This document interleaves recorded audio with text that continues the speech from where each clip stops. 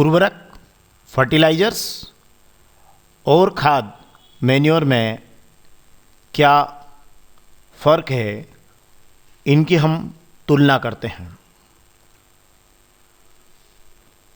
उर्वरक, फर्टिलाइज़र और खाद, मैन्योर, इनमें इनके गुणों की हम अगर तुलना करें तो जो सबसे महत्वपूर्ण और सीधी सीधी दिखने वाली बात है वो ये है कि ये एक मानव निर्मित लवण है, मतलब इनऑर्गेनिक साल्ट है, अकार्बनिक लवण है।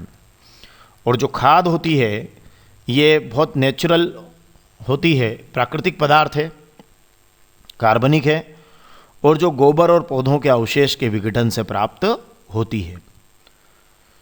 तो ये मानव निर्मित लवण है और ये प्राकृतिक पदार्थ है जो गोबर एवं पौधों के अवशेष के विघटन से प्राप्त होता है। आपने इसको भी देखा है, इसको भी देखा है। जो दूसरी बात है वो ये है कि इससे मिट्टी को ह्यूमस प्राप्त नहीं होती है। किससे? उर्वरक से मिट्टी को ह्यूमस प्राप्त नहीं होती है, जबकि जो खाद है उससे मिट्टी को ह्यूमस प्रचुर मात्रा में प्राप्त होती है। वास्तव में होता क्या है कि जो ह्यूमस है वो सड़े गले जीवों के टुकड़े होते हैं जो मृदा में मिले होते हैं, तो उसको हम ह्यूमस बोलते हैं। और ह्यूमस जो है वो मृदा को सरंध्र बनाता है और वायु और जल को भूमि के अंदर जाने में सहायक होता है। तो इसमें मिट्टी जो है, इससे मिट्टी को ह्यूमस प्रचुर मात्रा में मिलती है खाद से।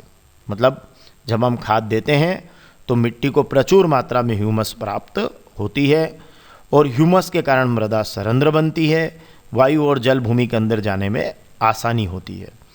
पर उर्वरक तो हमने बनाए हैं। अब हमने क्यों बनाए हैं? कि हमने इसलिए बनाए हैं कि उसमें पादप पोषक जैसे कि नाइट्रोजन है, फास्फोरस है, पोटेशियम है, प्रचुर मात्रा में मिल सके, इसलिए हमने बनाया है। हम कई उर्वरकों के बारे में जानते हैं, ammonium sulphate, urea, super phosphate, potash. तो ये इसमें पादप पोषक नाइट्रोजन, फास्फोरस, पोटेशियम प्रचुर मात्रा में होते हैं। और खाद जो होते हैं इसमें पादप पोषक तुलनात्मक रूप से कम होते हैं, क्योंकि ये हम आर्टिफिशियली तैयार करते हैं। तो फिर हम क्या करते हैं कि वो इन पोषकों की आवश्यकता अनुसार मात्रा उसमें कर देते हैं। इसमें चूँकि ये नेचुरल है तो इसमें पादप पोषक तुलनात्मक रूप से क्या होते हैं? कम होते हैं।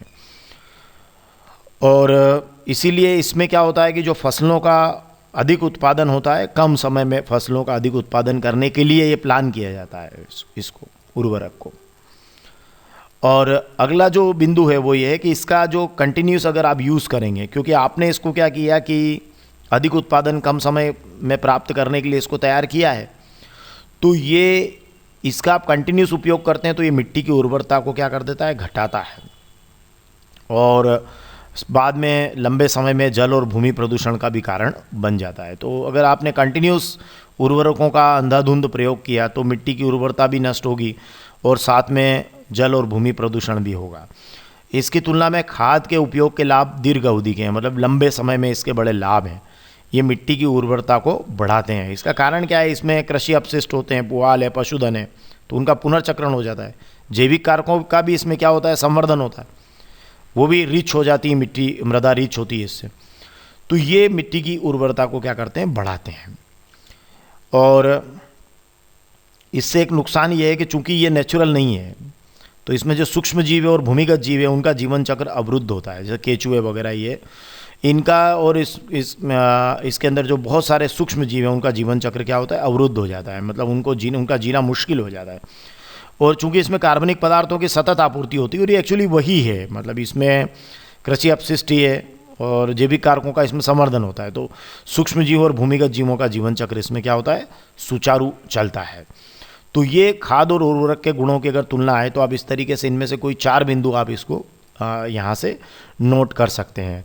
फिर अब आइए चलिए बहुत महत्वपूर्ण बात करते हैं कि खाद के लाभ क्या हैं। तो उर्वरक की तुलना में खाद के क्या लाभ है? देखिए, उर्वरक तो हम कह रहे हैं, उर्वरक के बारे में बड़ी महत्वपूर्ण बात हम कह रहे हैं कि फसलों का अधिक उत्पादन कम समय में हो सकता है, परंतु जो दीर्घावधि लाभ की दृष्टि से तो फिर खाद ही लाभकारी है। वो जैविक खाद जो है हमेशा उर्वरक की तुलना में अच्छी ही मानी जाएगी। अब उसके क्या कारण है? तो उसका जो मुख्य कारण ये है कि खाद से मिट्टी को ह्यूमस मिलती है, और ह्यूमस के मिलने से मिट्टी की जल धारण क्षमता में वृद्धि होती है। क्योंकि हमने अभी बात की थी कि ये मृदा को सरंध्र बनाता है। जब मृदा सरंध्र बनेगी तो वायु और जल भूमि के अंदर जाने में सहायक होंगे, तो इससे मिट्टी भुरभुरी और सरंध्र हो जाती, तो गैस विनिमय भी आसानी से होता है ना। फिर इसके बाद में क्या है कि इससे मित्र जीवाणुओं की संख्या में वृद्धि होती है ना। तो अभी हमने ये बात भी की थी कि जैसे मित्र जीवाणु से मतलब ये केचुए वगैरह ये जितने भी हैं, इनकी संख्या में भी क्या होगी, वृद्धि होगी। और इस जैविक खाद से जो मिट्टी का जो टेक्सचर है, देखिए आप टेक्सचर ऑफ सॉइल को देखिए, वो भी क्या होता है, सुधर जाता है। और अगर लंबे समय तक आपने यहाँ ये देखिए, अगर आपने लंबे समय तक उर्वरकों का उपयोग किया तो आप मिट्टी को क्या करेंगे, बंजर बना देंगे। तो इसलिए ऐसी अगर अच्छी बढ़िया अगर आपको मृदा या मिट्टी प्राप्त करना है तो फिर आप इसका उपयोग ना करें, बल्कि लंबे समय के लिए आप इस तरह की जो खाद है, जो जैविक खाद है, उसका आप उपयोग करेंगे तो ज़्यादा लाभ में रहेंगे। धन्यवाद।